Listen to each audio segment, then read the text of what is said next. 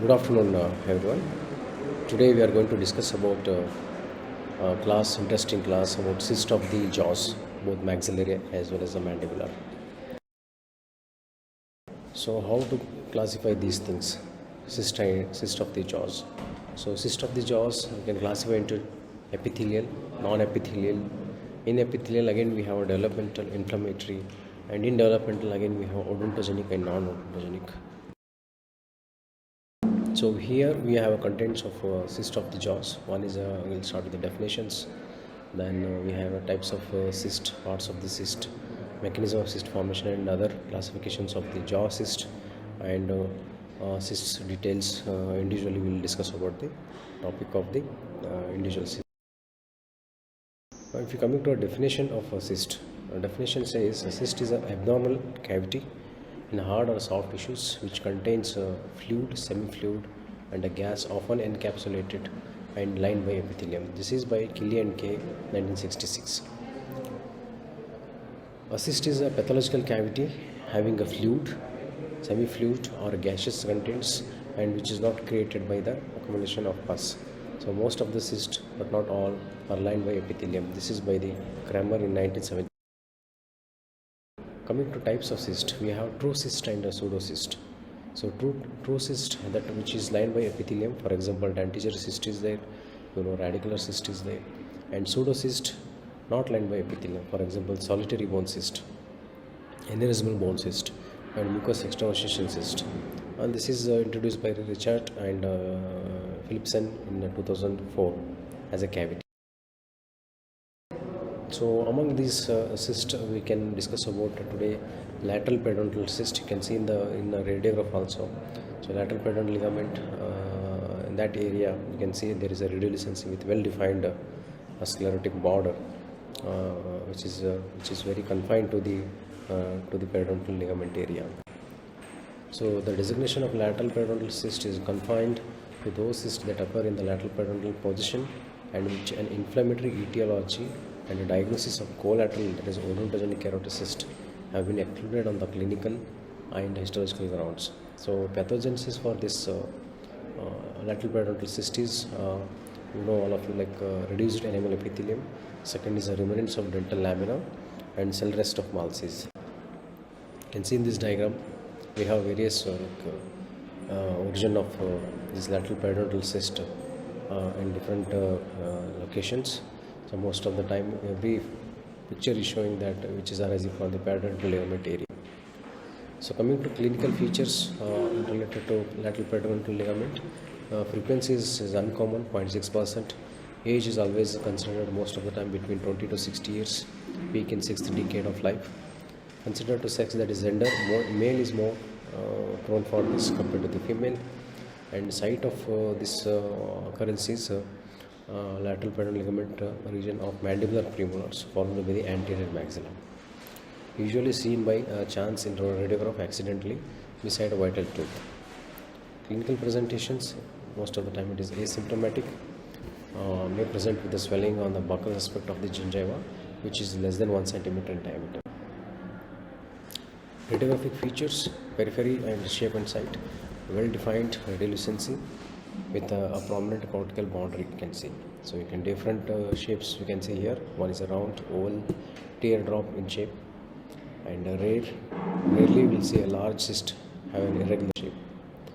In this diagram also you can see we have an internal structure which appears radiolucent between two teeth, which is called as a botryoid variety. Cluster of small cysts which give a multilocular appearance. Effect on the surrounding tissues or structures. Small cysts may damage the lamina dura of the adjacent tooth or a root. Large cysts can displace adjacent teeth, and other cortical plate expansion also can be seen. Treatment plan for this cystic lesion is a enucleation is the method of choice, and we should avoid also sacrificing the associated tooth. We have to preserve the tooth by treating with the root canal treatment if at all it is required. Botryoid odontogenic cyst is a variant of lateral periodontal cyst only, which is a multilocular gross morphology, resembled a bunch of grapes. So multilocular variant of lateral periodontal cyst or multicystic odontogenic lesion with histologically characteristic feature of lateral peduncle cyst only.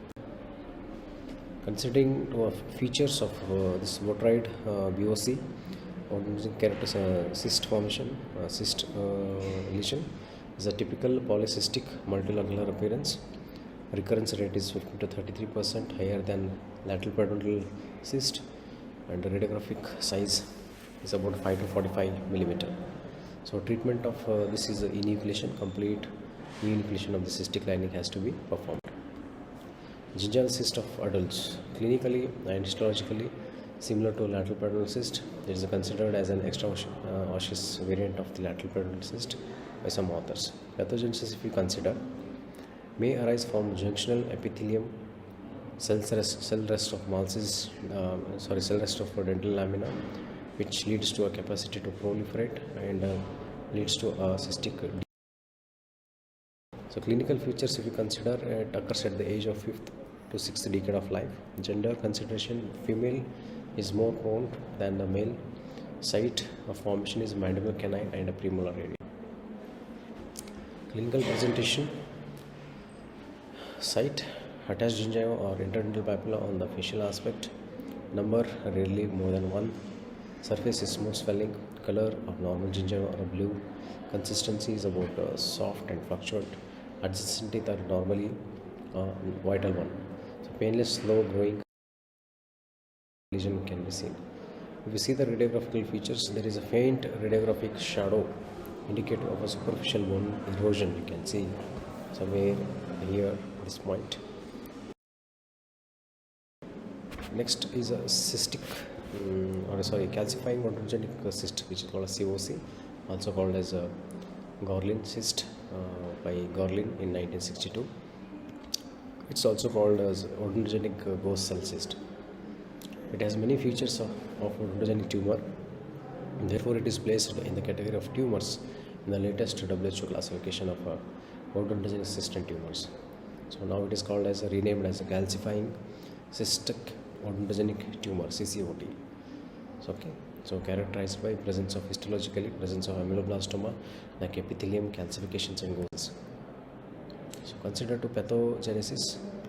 This COC is a unicystic process and develops from the reduced enamel epithelium or remnants of dental lamina. The cyst line has a potential to induce the formation of dentinoid or even odontoma in the adjacent connective tissue wall. Clinical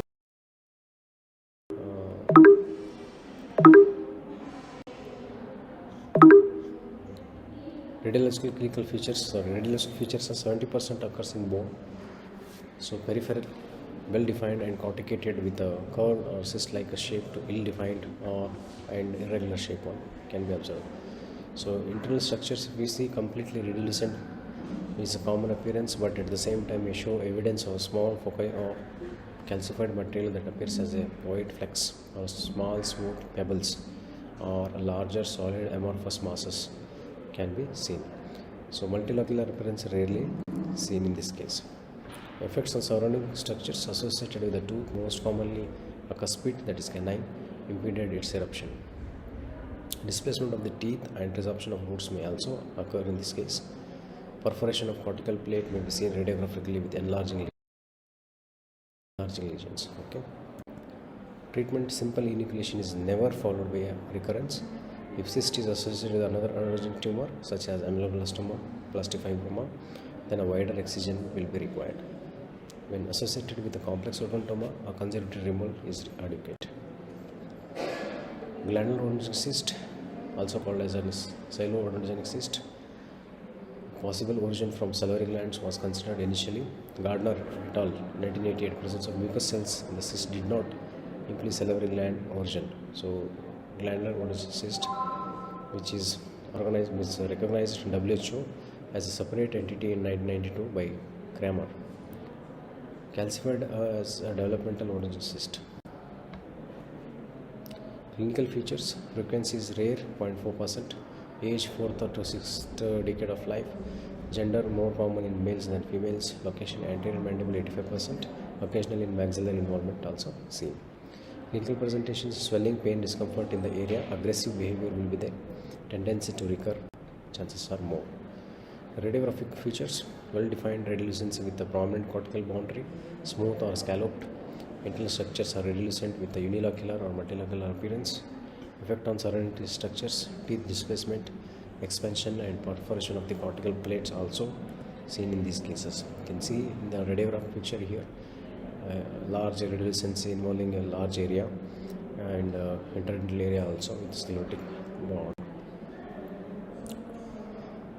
Diagnostic criteria: mucus secreting globular cells in the epithelium, eosinophilic cuboidal cells in the superficial layer, hyaline bodies in the thickened epithelial endolumen. Treatment is Kaplan-et-al. Protocol 2005.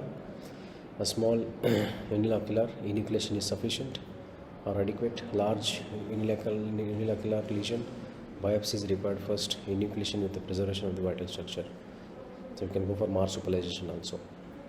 Multilocular peripheral osteectomy in conjunction with the enucleation reduces recurrence. Marsupialization followed by curettage and peripheral osteectomy. In case of large multilocular peripheral osteectomy is required. Marginal resection may also require. Partial jaw resection depending on the size also required. So in case close to vital structures, marsupialization followed by enucleation recommended. Nasopalatine duct cyst, also classified as a fissure cyst, incisive canal cyst, believed to be derived from the epithelial remnants included during the closure of embryonic facial processes. So, clinical features of this what is called cyst is: age is at the age of 4th, 5th or 6th decade of life. Considered to gender, males are more common than females. Frequency: commonest 11.6%. Site: anterior maxillary in the midline area.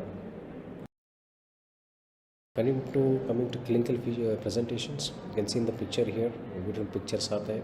Asymptomatic swelling of the palate, painful swelling in case of pressure on the nasopalatine contents, nerves.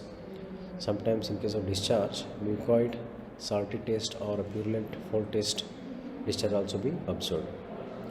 History of recurrent swelling that periodically discharges and displacement of maxillary central incisors also observed. Associated always with the vital structure, vital tooth. Aspiration, clear straw colored fluid was observed. Radiological features are: you can see in the radiograph, shape and periphery, well defined round oval inverted pear shaped or heart shaped radiolucency more than 6 mm with a well corticated unless secondarily if it is infected. Location: located in the midline, in the intermaxilla, in the interradicular region, apical to the maxillary central incisors. Effect on surrounding structures: adjacent teeth usually displaced or diverged. You can see in the radiograph also. No resorption of the roots observed in this case. Large cyst, expansion of the labial and palatal cortical plate was seen. Occasionally destruction of the floor of the maxillary antrum, that is sinus also.